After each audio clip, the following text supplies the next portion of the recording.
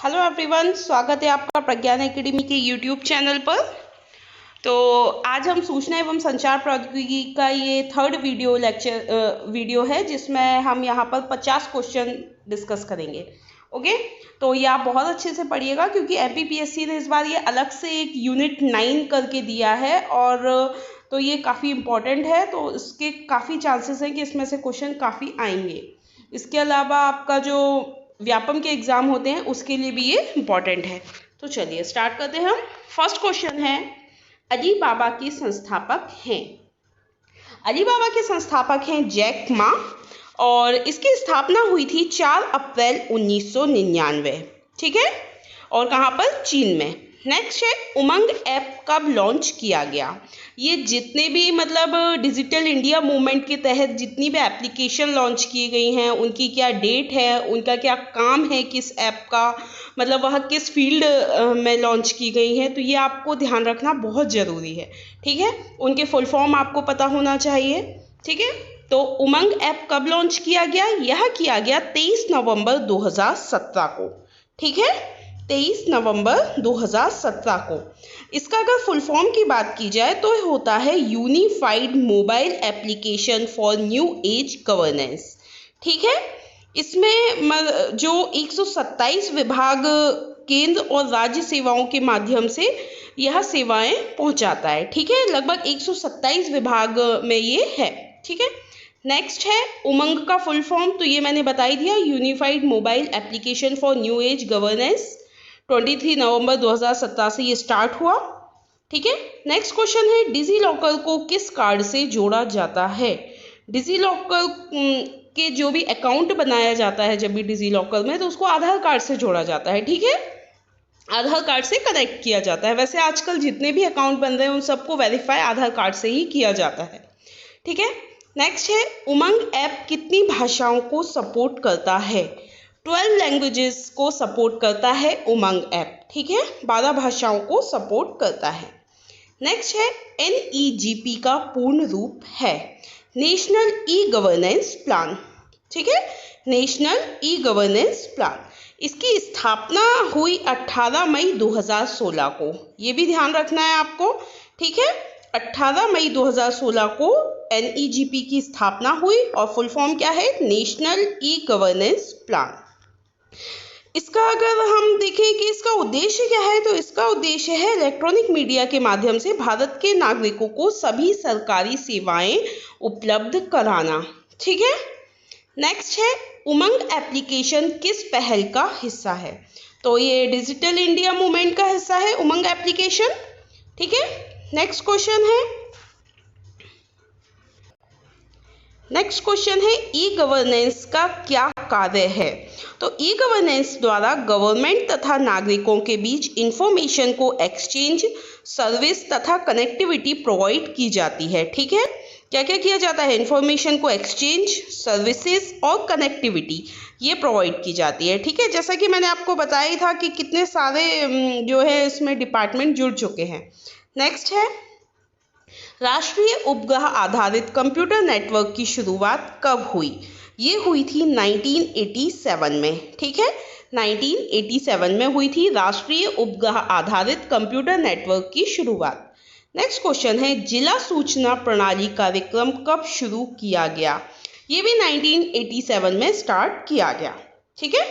Next है, ransomware है, तो ये एक साइबर अटैक का प्रकार है, ठीक है। रैनसमवेयर जो है वह एक साइबर अटैक का प्रकार है। अगर आपको ध्यान हो, लगभग 2-3 साल पहले एक बहुत बड़ा साइबर अटैक था जो सुनने में आया होगा न्यूज़ में, उसका नाम था वानाक्राई, ठीक है। ये एक साइबर अटैक था जो लगभग 2017 समथिंग में ये आया था, ठीक है। तो ये आपको ध्यान रखना है, वानाक्राई भी क्या है? एक रैनसमवेयर है, ठीक है। और रैनसमवेयर क्या होता है? Cyber attack. नेक्स्ट है, एक क्वेश्चन और बन सकता है कि नास्कॉम क्या है? तो ये एक नॉन गवर्नमेंट ऑर्गेनाइजेशन है जिसको 1988 में बनाया गया था, ठीक है, NGO, ठीक है। नेक्स्ट है, क्रेडिट या डेबिट कार्ड में CVV का फुल फॉर्म क्या होता है? आपने देखा होगा क्रेडिट या डेबिट कार्ड के पीछे CVV लिखा होता है, तो इसका जो फुल फॉर्म होता है वह है कार्ड वेरिफिकेशन वैल्यू, ठीक है, मतलब ऐसी चीज़ें जो आप डेली में यूज़ करते हैं वही सब इसमें क्वेश्चन पूछे जा सकते हैं। ठीक है, तो क्या होता है CVV का full form? Card verification value.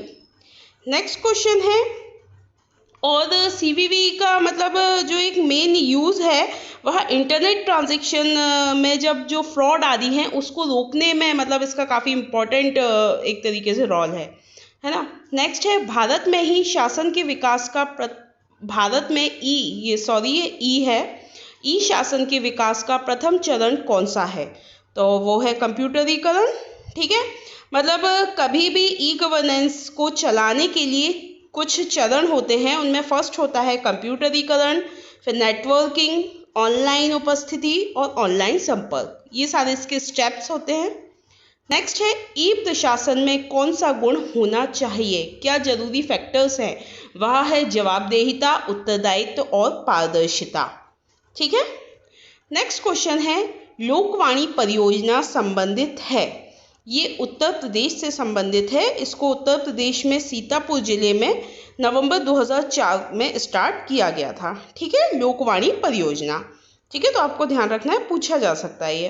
Next है, आर्टिफिशियल इंटेलिजेंस के जनक के नाम से किसे जाना जाता है?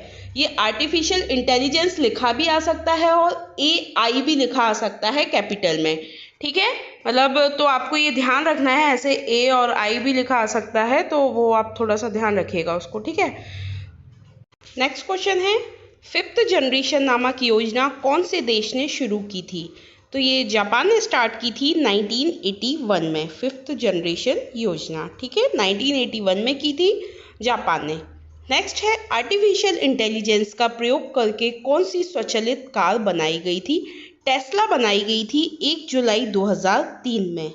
ठीक है, टेस्ला 1 जुलाई 2003 में। ठीक है, ये आपको ध्यान रखना है।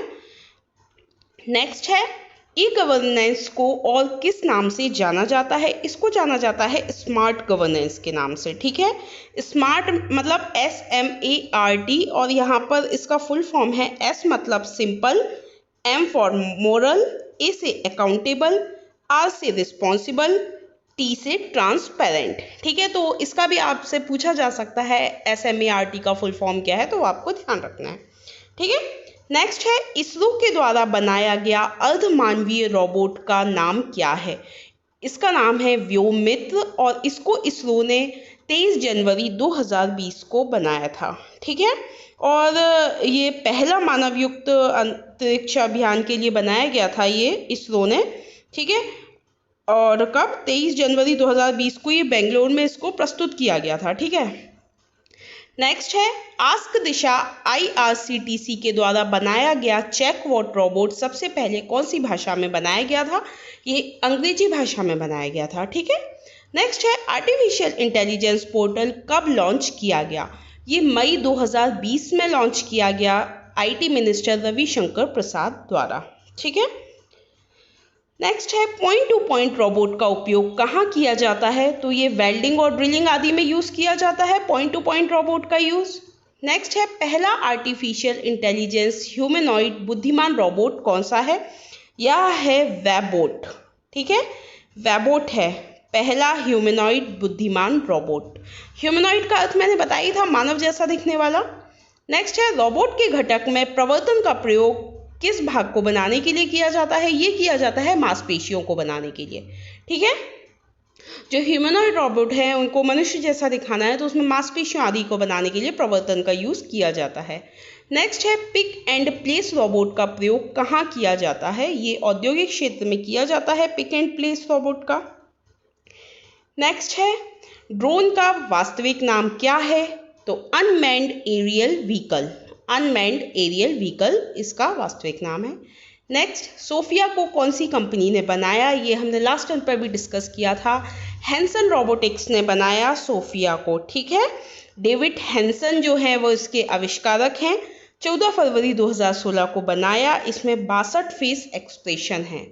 ठीक है, नेक्स्ट है, भारत सरकार के द्वारा रोबोटिक्स के नवाचार को आगे बढ़ाने के लिए किस प्रोग्राम का प्रयोग किया जाता है?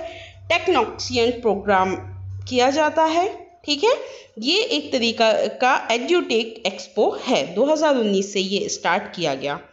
नेक्स्ट है होंडा के द्वारा बनाया गया रोबोट कौन सा है? असीमो है, जिसको कि होंडा कंपनी ने निर्मित किया है, ये भी एक ह्यूमनॉइड रोबोट है। नेक्स्ट क्वेश्चन है CSC का पूर्ण रूप है? CSC का फुल फॉर्म होता है कॉमन सर्विस सेंटर। ठीक है, कॉमन सर्विस सेंटर, इसकी स्थापना हुई 16 जुलाई को। ठीक है, वही ministry of electronic and information technology ने की। ठीक है, नेक्स्ट है डिजिटल इंडिया को और किस नाम से जाना जाता है? अम्ब्रेला प्रोग्राम के नाम से जाना जाता है डिजिटल इंडिया को। स्टार्ट कब हुआ? 1 जुलाई 2015 को। ठीक है, नेक्स्ट है ये डिजी लॉकर है, माई GOV है, ये सब इसी के अंतर्गत आते हैं। आगे आप JAM भी पढ़ेंगे, वह भी इसी के अंतर्गत आता है। ठीक है, नेक्स्ट है गवर्नमेंट के द्वारा दी जाने वाली सेवाओं पर नागरिकों की प्रतिक्रिया प्राप्त करने के लिए कौन सी योजना लॉन्च की गई? ये आ गया माई GOV। ठीक है, 26 जुलाई 2014 को माई गवर्नमेंट। ठीक है, मतलब लोग प्रतिक्रिया दें कि सर्विसेज कैसी हैं, इसके लिए ये लॉन्च की गई है। नेक्स्ट है मध्य प्रदेश में कहाँ पहली बार रोबोट ट्रैफिक सिस्टम का उपयोग किया गया? इंदौर में किया गया रोबोट का यूज ट्रैफिक सिस्टम कंट्रोल करने के लिए। नेक्स्ट है LISP को विकसित करने का श्रेय किसे जाता है? तो ये जॉन मैकार्थी को ही जाता है। LISP का फुल फॉर्म होता है लिस्ट प्रोसेसर। ये भी आपसे पूछा जा सकता है कि LISP क्या है, तो ये है लिस्ट प्रोसेसर, और इसको विकसित करने का श्रेय किसको जाता है? जॉन मैकार्थी को 1960 में। ठीक है, ये एक प्रोग्रामिंग भाषा है LISP, जिसको 1960 में जॉन मैकार्थी ने विकसित किया। नेक्स्ट है कृत्रिम बुद्धिमत्ता प्रदर्शन को मापने की तकनीक में सहयोगी है? Turing test. ये जो ट्यूरिंग टेस्ट होता है, यह एक तरीके से कृत्रिम बुद्धिमत्ता प्रदर्शन को मापने की एक इकाई है। ठीक है, तो इसी में मापा जाता है। नेक्स्ट है रोबोट शब्द का प्रयोग सबसे पहले किसने किया? तो ये किया जोसेफ कापेक ने। जोसेफ कापेक ने किया। ये लास्ट टर्म पे शायद वो थोड़ा सा गलत हो गया था, तो ये आप ध्यान रखिएगा, जोसेफ कापेक ने किया। नेक्स्ट है रोबोटिक्स के 3 नियम किसके द्वारा दिए गए? आइजैक असिमोव के द्वारा दिए गए 3 नियम। ठीक है, आइजैक असिमोव, इन्होंने 3 नियम दिए। कौन कौन से 3 नियम हैं वह मैं एक बार आपको बता देती हूँ, क्योंकि अगर क्वेश्चन आ गया कि इनमें से कौन सा नियम नहीं है तो वो आपको ध्यान रखना चाहिए। तो इनका जो फर्स्ट नियम था वह था रोबोट द्वारा मनुष्य को नुकसान नहीं पहुंचाया जाना चाहिए। सेकेंड, रोबोट द्वारा मनुष्य की आज्ञाओं का पालन किया जाना चाहिए, किंतु आज्ञाओं का पालन से प्रथम नियम भंग नहीं होना चाहिए। मतलब ऐसा ना हो कि मनुष्य बोले कि मतलब किसी और को हार्म करने के लिए बोले, तो वो चीज़ भी ना हो। नेक्स्ट है रोबोट द्वारा अपने अस्तित्व की रक्षा स्वयं ही की जानी चाहिए। यदि इससे प्रथम 2 नियम भंग होते हैं तो उसे स्वयं का अस्तित्व समाप्त कर लेना चाहिए। ठीक है, मतलब किसी मनुष्य को हानि ना हो। ठीक है, मतलब अल्टीमेटली इन तीनों का ही एक ही सार है। ठीक है, नेक्स्ट है JAM ट्रिनिटी का पूर्ण रूप क्या है? क्या है? जनधन, आधार और मोबाइल, ये है इसका फुल फॉर्म। ठीक है, जनधन, आधार और मोबाइल डिजिटल इंडिया, ये तीनों आते हैं इसके तहत। नेक्स्ट है डिजिटल इंडिया के कितने स्तंभ हैं?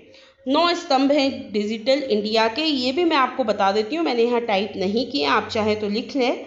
Broadband connection, universal access to phone, public internet access program, e governance reforming government to technology, e Kranti, information for all, electronics manufacturing in India, IT for jobs, early harvest program. ठीक है, ये 9 स्तंभ हैं डिजिटल इंडिया के। नेक्स्ट क्वेश्चन है NIC की स्थापना कब की गई थी? ये की गई थी 1976 में, again ministry of electronics and information technology के द्वारा। इसका फुल फॉर्म होता है नेशनल इंफॉर्मेटिक्स सेंटर। ठीक है, ये आप लिख लीजिए, ये एक अलग क्वेश्चन है। NIC का फुल फॉर्म क्या है? नेशनल इंफॉर्मेटिक्स सेंटर, 1976 में स्थापित किया गया था। नेक्स्ट है राष्ट्रीय ई-शासन योजना का उद्देश्य क्या है? मतलब ई-गवर्नेंस का क्या उद्देश्य है? इसका उद्देश्य है एक कदम आपकी ओर और एक कदम आपके लिए। ठीक है, ये इनका एक तरीके से एक वाक्य है, तो ये आपको ध्यान रखना है, एक कदम आपकी ओर और एक कदम आपके लिए। ठीक है, 18 मई 2006 में शुरू किया गया।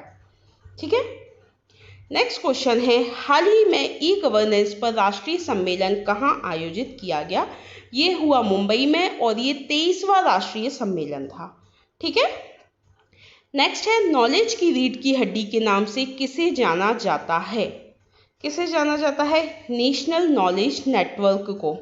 ठीक है, नेशनल नॉलेज नेटवर्क को जाना जाता है। इसकी स्थापना हुई 2010 में नई दिल्ली में। ठीक है, इसे भारत में और भूटान दोनों देशों में प्रयोग किया जा रहा है अभी।